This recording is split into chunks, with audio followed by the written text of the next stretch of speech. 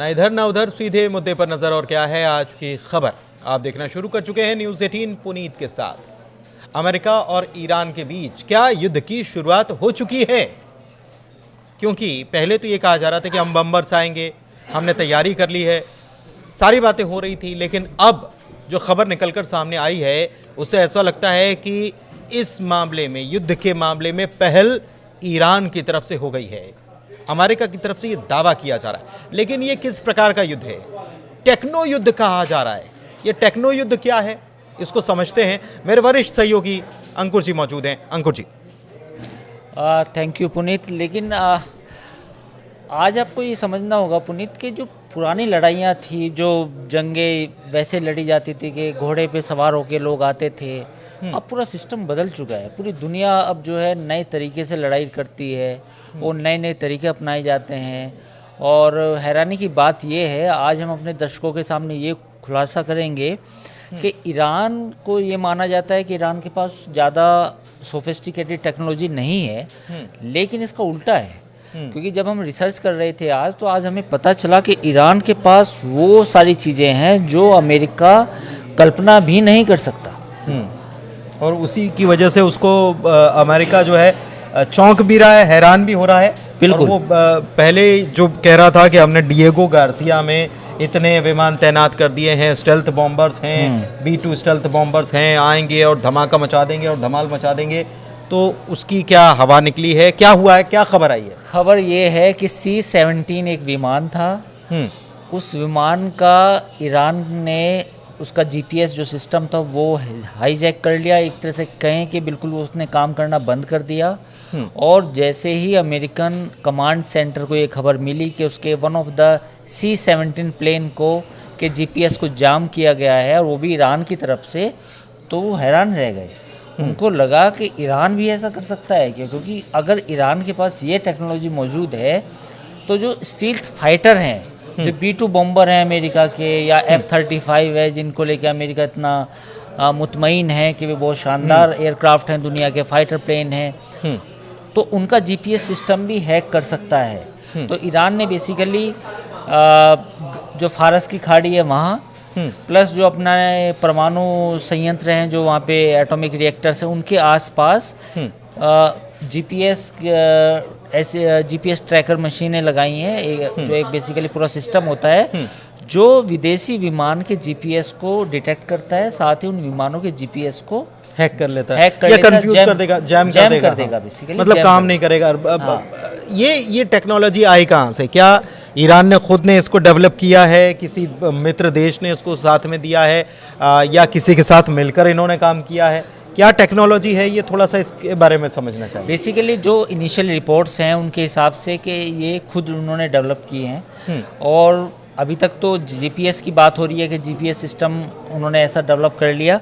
एक मैं आपको इंसिडेंट बताऊंगा कि जो ईरान ने क्लेम किया था और जो काफ़ी मतलब चर्चा में भी आया था। ये बात है दिसंबर 2011 की। दिसंबर 2011 में US का एक US RQ-170 ड्रोन, ये बेसिकली ड्रोन का नाम है, US RQ-170। ये ड्रोन ईरान की जो एयर स्पेस है उसमें आता है। उसमें आने के बाद जो ईरान का जो अपना सिस्टम है उसके हिसाब से वो उसको पहले गलत GPS सिग्नल फीड करना शुरू करता है, क्योंकि वो ईरान की टेरिटरी में है। तो ईरान का जो पूरा सिस्टम है वो उसको गलत GPS देता है, और वो GPS को वो डिटेक्ट कर लेता है अमेरिका का ड्रोन, और फिर ईरान उसको अपनी धरती पर उतार लेता है। हाँ। तो जब इस तरह की घटना हुई तो अमेरिका ने साफ इनकार कर दिया कि ऐसा हो ही नहीं सकता। हालांकि अमेरिका ने ये जरूर माना कि उसका वन ऑफ द जो ड्रोन था जो ईरानियन सीमा में चला गया था वो कहीं गायब हो गया, गिर गया, या उसको शॉट कर दिया गया, मार गिराया गया। लेकिन अमेरिका ने ये स्वीकार नहीं किया कि उसके ईरान ने अपने GPS सिस्टम के थ्रू उस ड्रोन को अपनी सीमा में उतार लिया। तो ये जो बात थी ये अमेरिका ने स्वीकार नहीं की। तो लेकिन ये 2011 की बात है और आज 2025 चल रहा है, तो आप सोच सकते हैं 14 साल में ईरान ने ऐसा कुछ और चीज़ें भी डेवलप की होगी। एक ऐसी मैं इंसिडेंट और आपको बताता हूँ। ये है जुलाई 2019 की। जुलाई 2019 में RQ-4 global hoc surveillance drone था, ये भी ईरान की सीमा में आया। इस ड्रोन को भी ईरान ने गलत जीपीएस फीड करके, जैसा ईरान दावा करता है, उसको भी अपनी सीमा में उसको पहले उतारा और फिर उसको डिस्ट्रॉय कर दिया। तो ये इंसिडेंट कुछ हो चुकी है। अब सवाल उठता है ये कि जो स्टील्थ फाइटर है, यानी कि जो अमेरिका कहता है कि हम रडार पे भी नहीं आएंगे, कहीं दिखाई नहीं देंगे, तो क्या वो एग्जिस्ट करते हैं कि ईरान कुछ कर पाएगा? अब ईरान का दावा क्या है इसमें? ईरान का दावा ये है कि उसके पास जो रडार की जो जैमिंग टेक्नोलॉजी है वो मौजूद है, जो ईरान कहता है, और बेसिकली एक काउंटर तकनीक है। और उन्होंने कहा है कि इस सिस्टम का नाम जो है ईरान ने जो दिया उसका नाम है नस्र और फतेह 360। बेसिकली ये ऐसे इक्विपमेंट है, ऐसे कंपोनेंट हैं कि जो स्टील्थ फाइटर का रडार सिस्टम होता है। एक रडार सिस्टम जो B2 पे होगा और जो F-35 पे होगा, उसको ये जैम कर देते हैं रिवर्स इंजीनियरिंग के थ्रू। हाँ, तो अब जैसे F-35 विमान ईरान की सीमा में आया तो उसे जैम कर देंगे उसके रडार सिस्टम को, तो वो डिटेक्ट नहीं कर पाएगा कि एग्जैक्ट लोकेशन कहाँ है, मतलब उसको कहाँ, बम कहाँ मारना है उसको। अगर ये बता के भेजा गया है कि आपको फलानी जगह बम मारना है, उसके हिसाब से जीपीएस में कहीं और दिख रहा है, तो वहाँ वो उसको चेंज करके, और सामान्य भाषा में मैं समझना चाह रहा हूँ दर्शक को, तो उसको चेंज करके कहीं और गिराया जा सकता है, कहीं और गिराया जा सकता है, या उसकी मतलब एक तरह दिशा भंग हो जाएगी, क्योंकि उसका अपना रडार सिस्टम काम करेगा जो फाइटर प्लेन का, वो तो ये भी हो सकता है कि वो ऐसे अमेरिकी अड्डों की तरफ ही उसको लोकेट कर दिया जाए।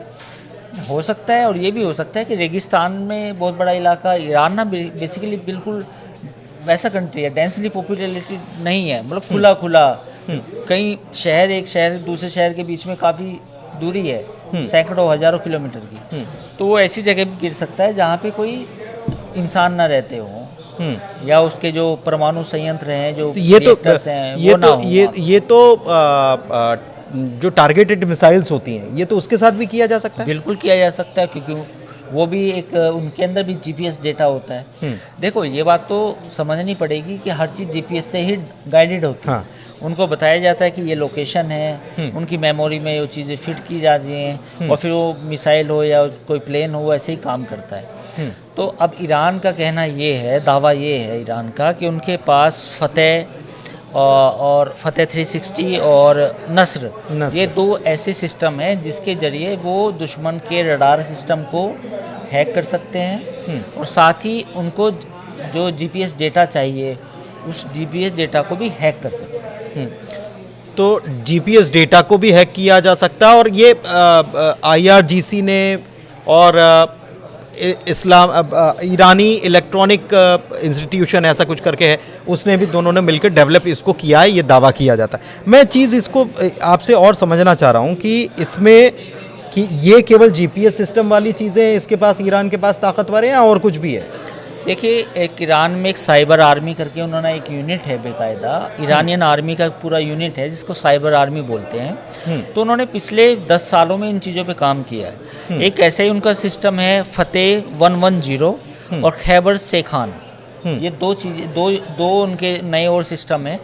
ये सिस्टम जो यूएस का क्रूज मिसाइल का सिस्टम है, यानी कि यूएस की तरफ से कोई क्रूज की मिसाइल दागी गई तो वो अपनी डायरेक्शन भटक सकती है, क्योंकि ये जो सिस्टम है ये एज ए काउंटर जीपीएस काम करेगा।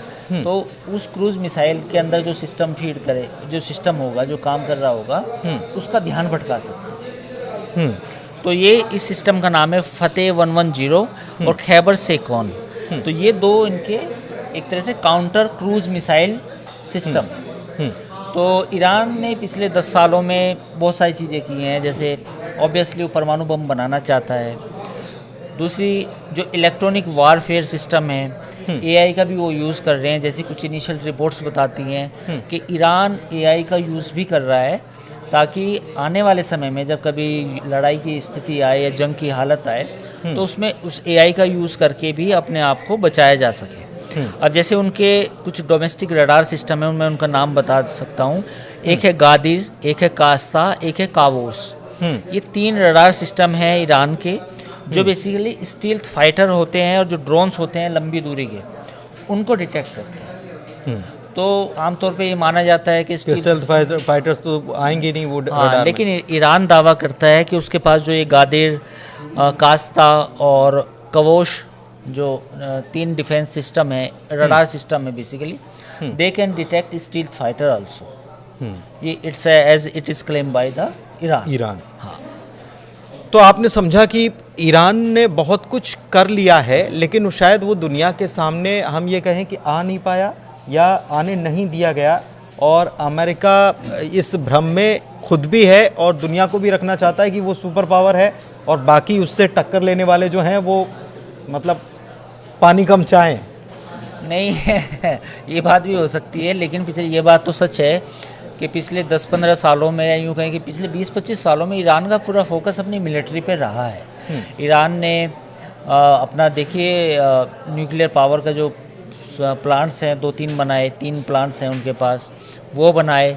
पिछले कुछ दिनों में उन्होंने जिस तरीके से, जैसा हमने अभी बात की, इलेक्ट्रॉनिक सर्विलेंस पे काम किया, रडार सिस्टम पे काम किया, और उसके पास S-400 की बात भी हो रही थी कि ईरान के पास S-400 भी है। हालांकि वो उतनी मात्रा में नहीं है जो उसने रशिया से परचेज किए हैं जितने होने चाहिए।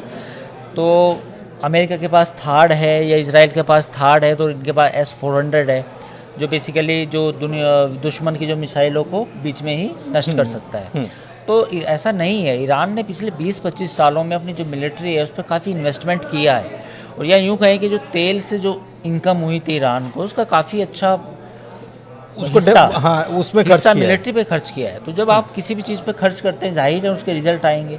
तो उसके रिजल्ट ये है कि ईरान की जो आर्मी है और जो रेवोल्यूशनरी गार्ड है, कुछ सेक्टर्स में उन्होंने काफ़ी अच्छा किया है, मतलब they are up to the international level. तो अगर कल जंग की हालत होती है या मतलब अमेरिका के साथ किस तरह की लड़ाई होती है, तो ईरान के पास अपने आप को डिफेंड करने के लिए चीज़ें मौजूद होंगी।